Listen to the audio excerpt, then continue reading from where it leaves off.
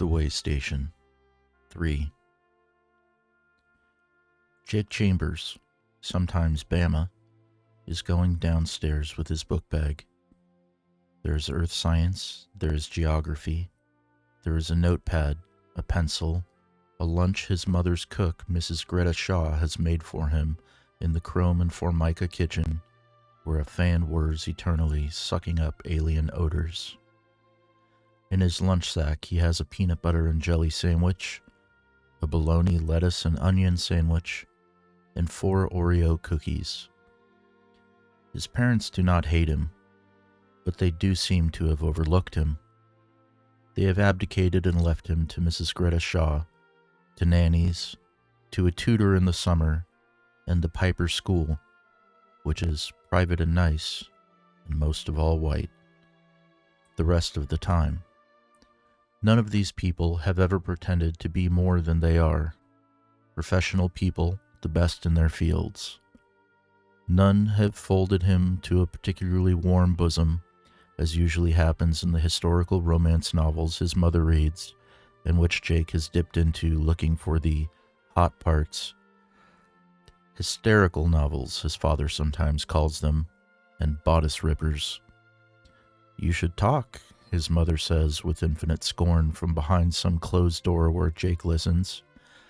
His father works for the network, and Jake could pick him out of a lineup of skinny men with crew cuts. Probably. Jake doesn't know that he hates all the professional people but Mrs. Shaw. People have always bewildered him. His mother, who is scrawny in a sexy way, often goes to bed with sick friends. His father sometimes talks about people at the network who are doing too much Coca-Cola. This statement is always accompanied by a humorless grin and a quick little sniff of the thumbnail. Now he is on the street. Jake Chambers is on the street. He has hit the bricks. He is clean and well-mannered, comely, sensitive. He bowls once a week at Midtown Lanes. He has no friends, only acquaintances. He has never bothered to think about this, but it hurts him. He does not know or understand that a long association with professional people has caused him to take on many of their traits. Mrs. Greta Shaw, better than the rest of them, but gosh, is that ever a consolation prize, makes very professional sandwiches. She quarters them and cuts off the bread crusts so that when he eats in the gym period 4, he looks like he ought to be at a cocktail party with a drink in his other hand, instead of a sports novel or a Clay Bladesell Western from the school library. His father makes a great deal of money because he is a master of the kill. That is, placing a stronger network show on his network against a weaker show on a rival network. His father smokes 4 packs of cigarettes a day. His father doesn't cough, but he has a hard grin, and he's not averse to the occasional shot of the old Coca-Cola. Down the street, his mother leaves cab fare, but he walks every day it doesn't rain, swinging his book bag and sometimes his bowling bag, although mostly he leaves it in his locker. A small boy who looks very American with his blonde hair and blue eyes. Girls have already begun to notice him, with their mother's approval. And he doesn't shy away with skittish little boy arrogance. He talks to them with unknowing professionalism and puzzles them away. He likes geography and bowling in the afternoon. His father owns stock in a company that makes automatic pin-setting machinery, but Midtown Lanes does not use his father's brand. He doesn't think he has thought about this, but he has. Walking down the street, he passes Bloomie's, where the models stand dressed in fur coats, in 6-button Edwardian suits. Some in nothing at all. Some are bare naked. These models, these mannequins, are perfectly professional, and he hates all professionalism. He is too young to have learned to hate himself yet, but that seed is already there, and given time it will grow and bear bitter fruit. He comes to the corner and stands with his book bag at his side. Traffic roars by.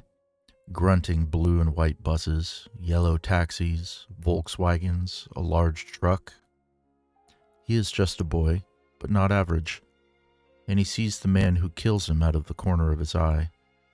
It is the man in black, and he doesn't see the face, only the swirling robe, the outstretched hands, and the hard, professional grin. He falls into the street with his arms outstretched, not letting go of the book bag which contains Mrs. Greta Shaw's extremely professional lunch. There is a brief glance through a polarized windshield at the horrified face of a businessman wearing a dark blue hat in the band of which is a small jaunty feather. Somewhere a radio is blasting rock and roll. An old woman on the far curb screams. She's wearing a black hat with a net. Nothing jaunty about that black net. It's like a mourner's veil. Jake feels nothing but surprise and his usual sense of headlong bewilderment. Is this how it ends? Before he's bowled better than 270? He lands hard in the street and looks at an asphalt-sealed crack some 2 inches from his eyes. The book bag is jolted from his hand. He's wondering if he has skinned his knees when the car belonging to the businessman wearing the blue hat with a jaunty feather passes over him.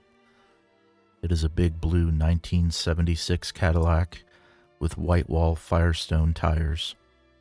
This car is almost exactly the same color as the businessman's hat. It breaks Jake's back, mushes his guts into gravy, and sends blood from his mouth in a high-pressure jet. He turns his head and sees the Cadillac's flaming taillights and smoke spurting from beneath its locked rear wheels.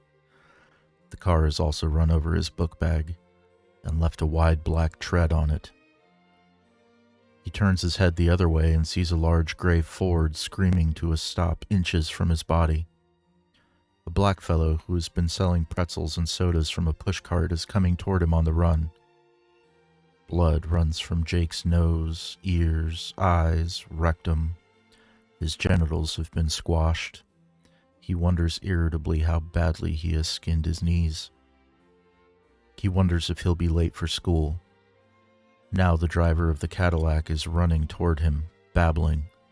Somewhere a terrible, calm voice of doom says, "I am a priest.